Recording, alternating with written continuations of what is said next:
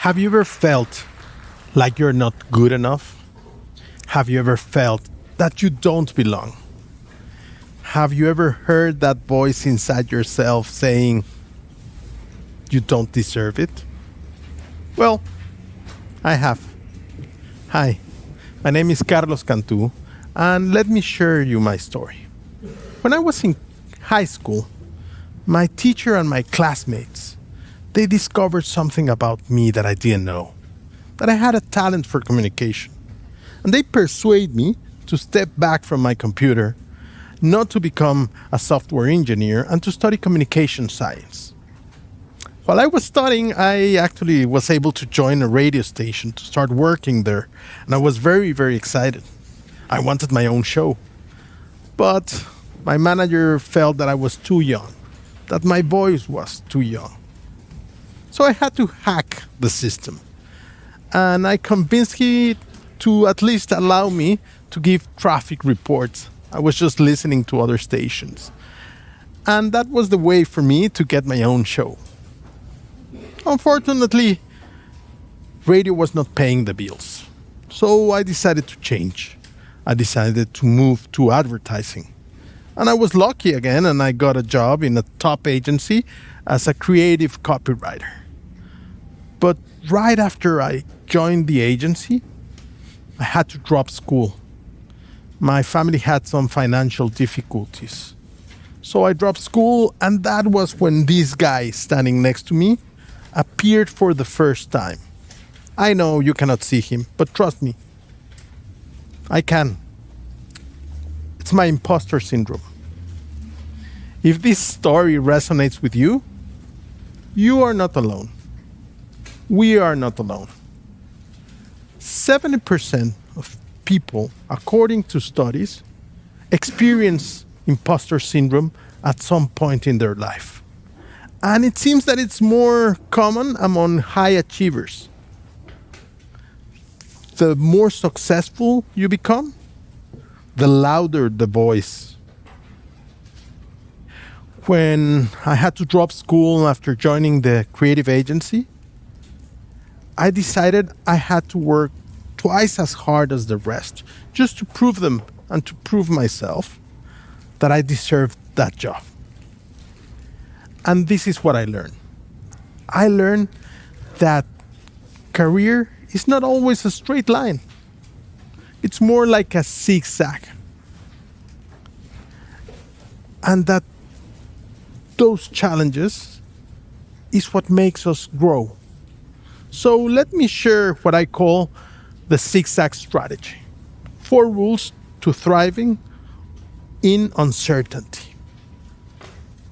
Rule number 1, stay adaptable. I got an offer from Samsung to become their executive creative director.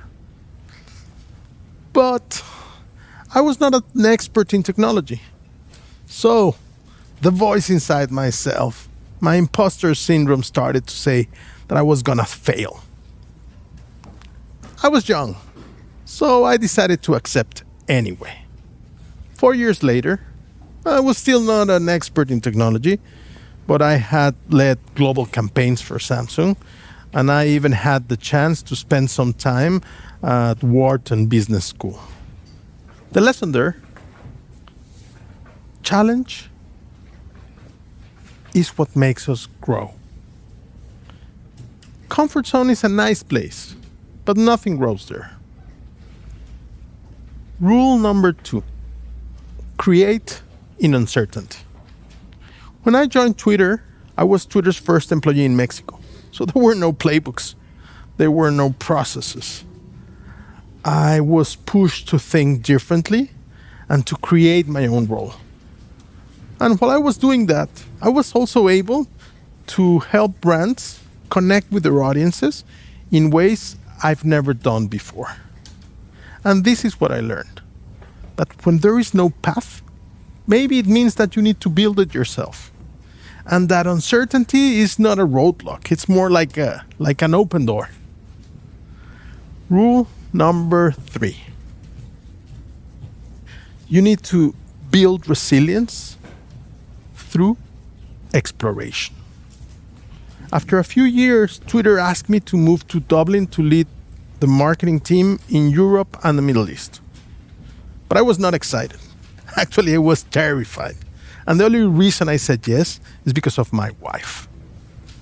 A new role, a new region, different countries, different languages, different cultures. It was really, really challenging.